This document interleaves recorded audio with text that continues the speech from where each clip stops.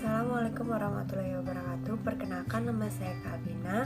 Di sini saya mewakili kelompok saya dan di sampingnya ada Tria Wahyuni, Fahri Ma'ruf. Di sini kami akan memaparkan materi tentang pengelolaan kelas. Materi pertama disampaikan oleh saya sendiri tentang pengertian pengelolaan kelas. Pengelolaan kelas adalah berbagai kegiatan yang serupa dilakukan oleh guru dengan tujuan menciptakan dan mempertahankan kondisi yang optimal bagi terjadinya proses belajar mengajar. Yang dimaksud presentasi di atas adalah suatu kondisi belajar yang mampu mencapai jika guru mampu mengatur semua dan sarana prasarana pengajaran dan hubungan interpersonal antar guru, siswa, dan siswa lainnya. Tujuan dari pengelolaan kelas tersebut adalah untuk penyediaan fasilitas berbagai macam-macam kegiatan bagi siswa sehingga tujuan pengajaran dapat dicapai secara efektif dan efisien. Dengan pengelolaan kelas yang baik, diharapkan dapat terciptanya kondisi kelompok belajar yang profesional. Yang dimaksud profesional yaitu anak memberikan respon yang setimpal dan penuh perhatian terhadap sekitarnya, termasuk orang dewasa. Yang kedua, mereka akan bekerja dengan rajin dan penuh konsentrasi dalam melakukan tugas-tugasnya sesuai dengan kemampuannya. Sekian presentasi dari saya, dilanjutkan oleh teman saya. Terima kasih.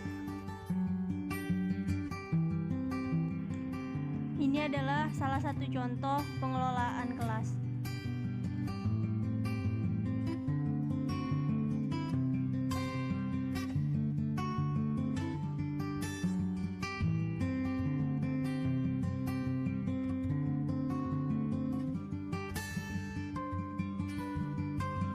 Kelas berdasarkan pendekatannya. Yang pertama, pendekatan otoriter. Yang kedua, pendekatan permisif. Yang ketiga, pendekatan modifikasi tingkah laku. Yang pertama, pendekatan otoriter adalah suatu pendekatan pengendalian perilaku peserta didik oleh guru. Tujuan guru yang utama adalah mengendalikan perilaku peserta didik karena gurulah paling mengetahui dan berurusan dengan peserta didik. Yang kedua, pendekatan permisif. Pendekatan permisif adalah pendekatan yang menekankan perlunya memaksimalkan kebebasan siswa. Yang ketiga, pendekatan modifikasi tingkah laku.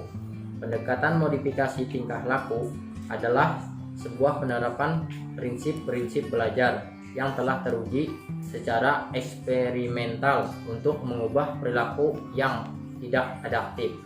Selanjutnya, kondisi situasi belajar. Kondisi fisik meliputi yang pertama, ruang tempat berlangsungnya pembelajaran, misalkan meja, kursi, dan juga ada peta. Nah, dengan adanya peta di ruang kelas atau tempat pembelajaran, siswa dapat mengenal letak-letak wilayah dan pulau-pulau yang ada di Indonesia. Juga memudahkan kita jika ingin melakukan perjalanan jauh atau ke wilayah yang belum pernah dikunjungi. Dan yang kedua, pengaturan tempat duduk.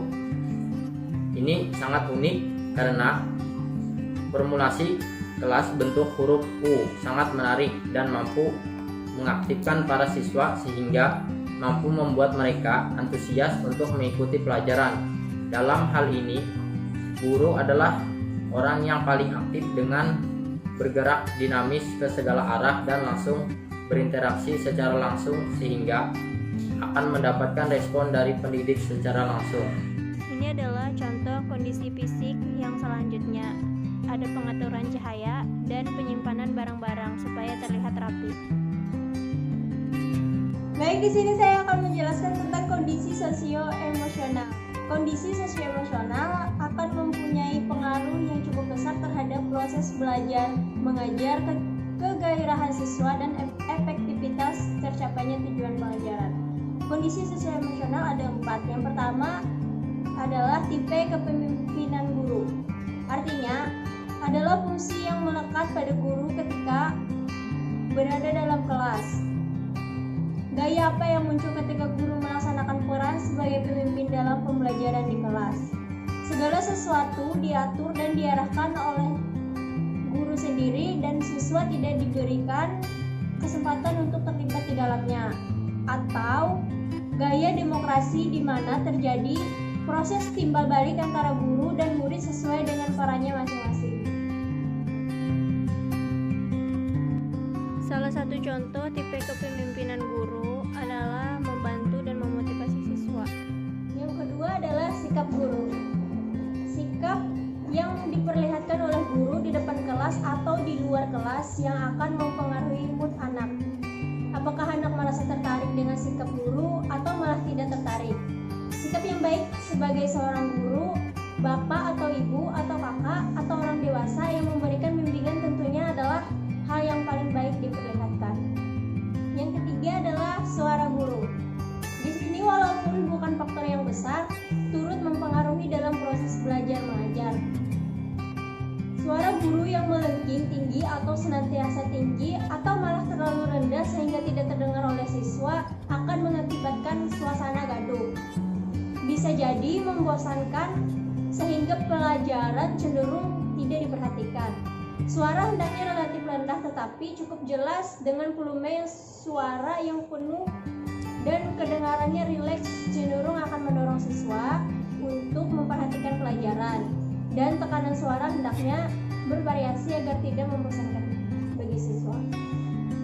Yang keempat adalah pembinaan hubungan baik dengan murid. Hubungan antara guru dengan murid harus dibangun berdasarkan fungsi masing-masing dalam konteks belajar mengajar di kelas. Akan tetapi, apabila memungkinkan dapat juga dibangun sifat-sifat kekeluargaan dan keakraban yang menyebabkan siswa merasa nyaman dan aman berhubungan seperti dengan orang tuanya. Nah, jadi pengelolaan